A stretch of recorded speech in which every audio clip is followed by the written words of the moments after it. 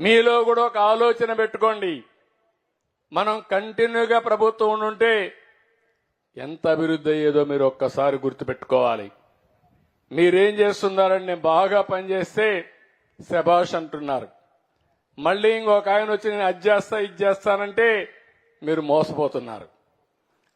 నా పరిస్థితి మీ పరిస్థితి వైకుంఠపాళి మారిగా తయారైంది.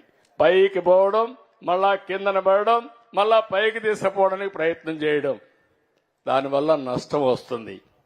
నేను ఒకటే చెప్తున్నా, మళ్ళీ మీ అందరికీ న్యాయం చేసే బాధ్యత నాది. మిమ్మల్ని ఆర్థికంగా అన్ని విధాలా అభివృద్ధి చేసే బాధ్యత తీసుకుంటాం. కానీ ఒక నమ్మకంతో గ్రామాలు ఒకటి కావాలి. మనందరం కలిసి పనిచేయాలి.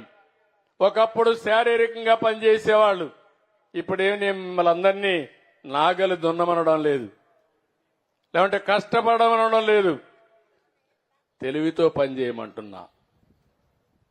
నేను ఒకప్పుడు సెల్ ఫోన్ విషయం మాట్లాడేవాడిని. ఇప్పుడు డ్రోన్స్ వచ్చాయి, సీసీటీవీ కెమెరాలు వచ్చేసాయి. మీకు ఏ పని కావాలన్నా నిమిషాల మీద మేఘాల మీద పనిచేసుకునే అవకాశాలు వచ్చాయి.